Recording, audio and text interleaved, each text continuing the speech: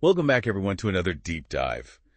Um, as Cuters, we love to dream about Champions League trophies at Camp Nou, but some things are tougher to think about, Yeah.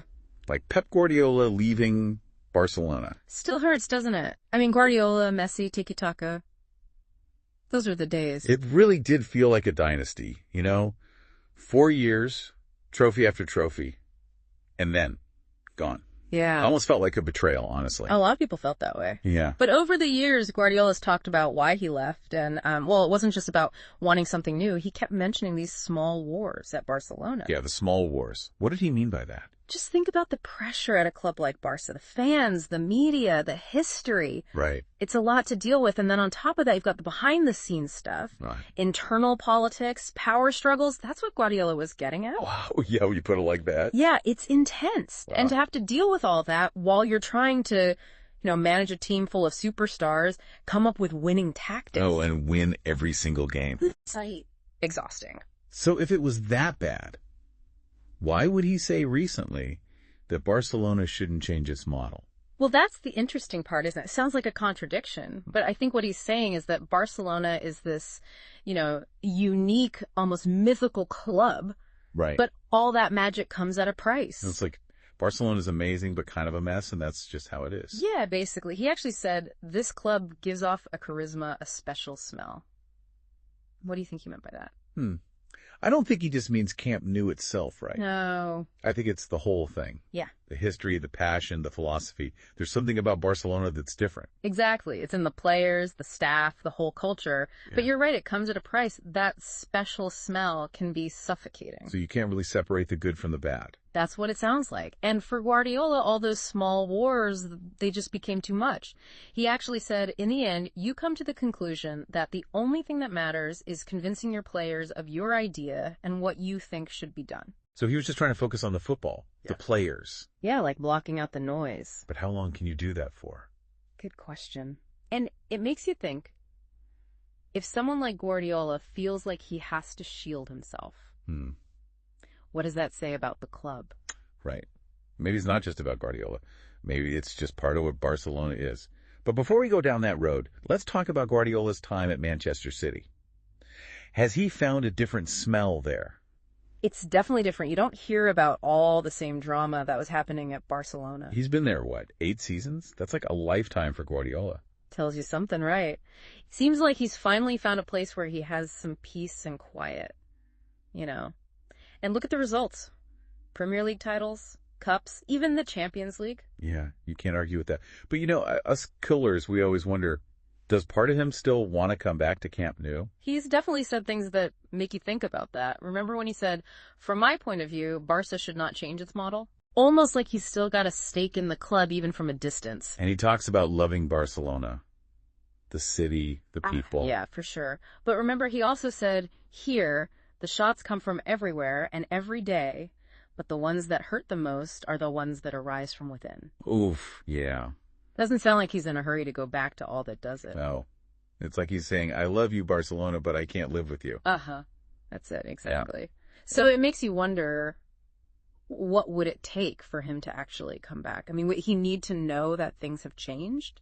That the small wars are over? I think so. We were saying earlier how Guardiola needs the right environment to really thrive. Right.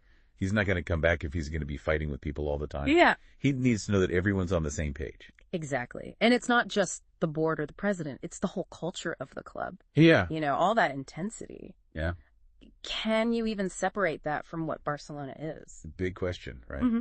Can you have the magic without the mayhem? It's a question everyone has to think about. Not just Barcelona. Any high-pressure environment. A sports team. A company. Even families. Right. How do you be ambitious and successful, but also stay healthy and balanced? It's tough. But Guardiola's story shows us that even the best of the best have their limits. For sure.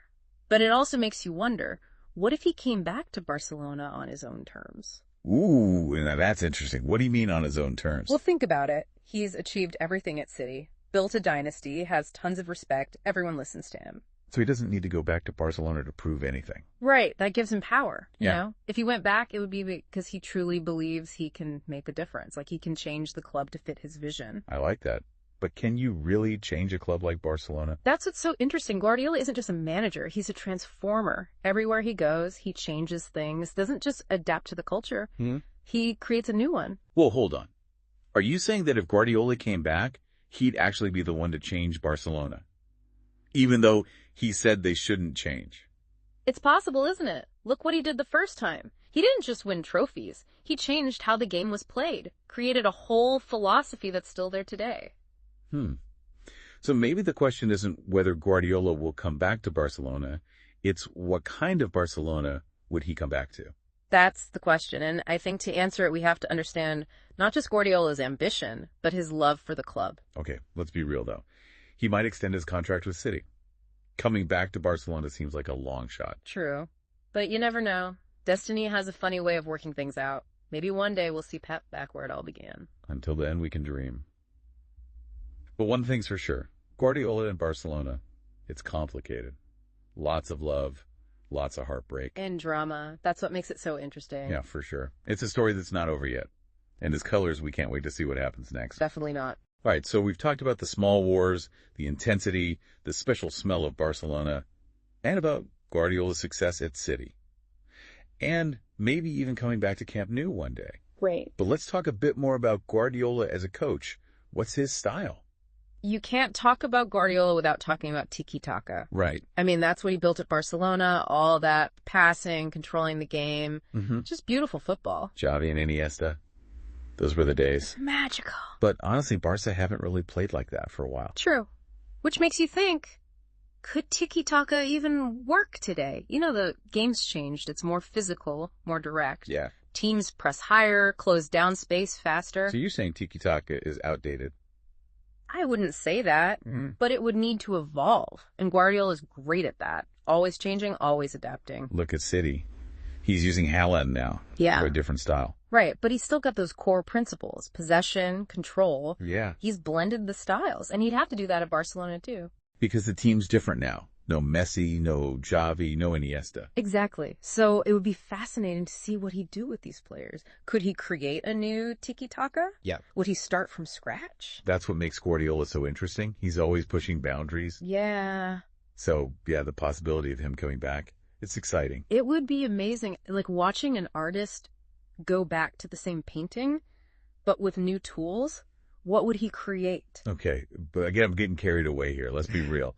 What are the chances of this actually happening? Well, there's a lot to consider, right? Yeah. Like we've been talking about, is Guardiola happy at City? What's going on at Barcelona? Do they even want the same thing? It's complicated. Yeah. But even if it's just a dream, it's a fun one. Gives us something to hope for. Something to talk about at the bar. Yeah. And isn't that what football's all about? The passion, the dreams. Definitely. Well, thanks for joining us, everyone. It's been a great deep dive. Until next time, Visca el Barca. Visca el Barca.